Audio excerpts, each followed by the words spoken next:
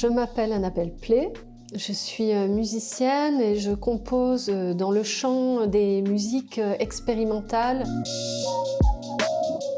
Alors, mon métier, c'est d'abord de créer des pièces, qu'elles soient purement instrumentales, donc écrire de la musique pour des instruments qu'on peut nommer électroniques, en tout cas appartenant aux nouvelles lutheries électroniques. Et du coup, je compose à partir de ces instruments des pièces ou purement instrumentales, ou des pièces en lien avec l'image, ou des musiques pour des spectacles de théâtre ou de danse.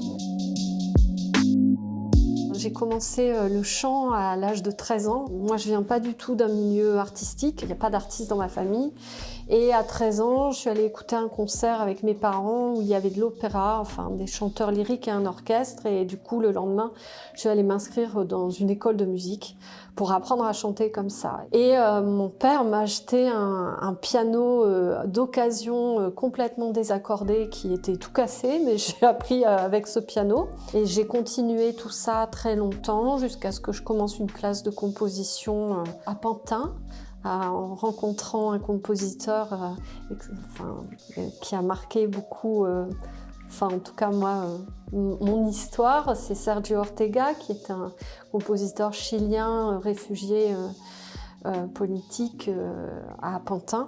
Et plus tard, j'ai rencontré un électroacousticien, Jacques Diennet, qui m'a initié, ouvert son studio. Et là, j'ai vraiment développé beaucoup de travail électroacoustique.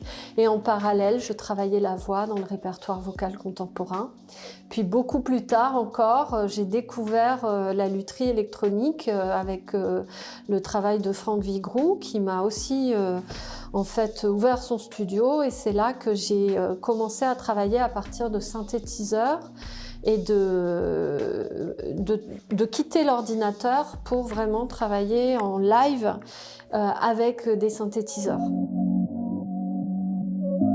Le top, c'est de pouvoir commencer, se lever et de faire de la musique. Commencer par une improvisation musicale que j'enregistre souvent, je prends des notes aussi pendant l'impro.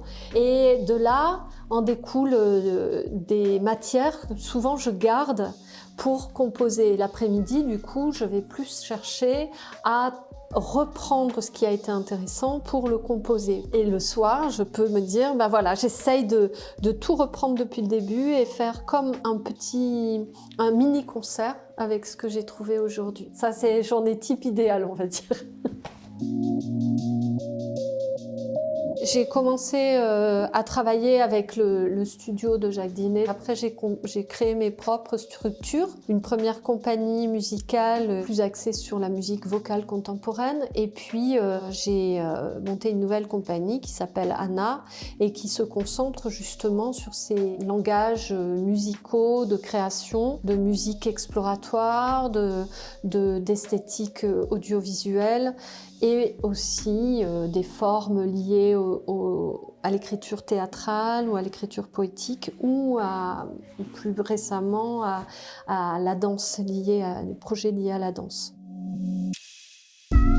Voyager avec ses propres créations, c'est vraiment un moment magique parce qu'on va à la rencontre d'un public qui a de l'appétence pour ces musiques-là. L'autre plus, c'est aussi cette forme de liberté qu'on a quand on crée. Je parlais des limites ce matin, c'est que quand on crée, il n'y a aucune limite. Après, les moins, c'est comment trouver des coproductions, c'est comment mettre en place des projets. Surtout quand on a une compagnie, il faut trouver des moyens, des partenariats, des soutiens financiers, demander des subventions. Et voilà, ça, il faut réussir à se faire entourer de personnes compétentes qui nous aident, nous artistes, à porter des projets artistiques. On était partis à 2 pour une performance audiovisuelle en Iran, à Téhéran. Le festival avait oublié de nous dire de prendre du cash pour payer les visas à l'arrivée à l'aéroport. Au moment du visa, le type nous a mis un papier en nous disant voilà, 175 € pour payer 2 visas. Or, comme on était parti pour une journée, moi j'avais 50 € sur moi. Soit on payait, soit on repartait au prochain vol, quoi. Donc j'ai enlevé mon voile, parce que j'avais besoin de réfléchir. Et là, il s'est décomposé dans sa cabine, là. Et là est arrivé un homme d'affaires turc qui nous a payé les visas pour qu'on puisse rentrer dans le pays. On l'a remboursé après, mais c'était l'aventure iranienne.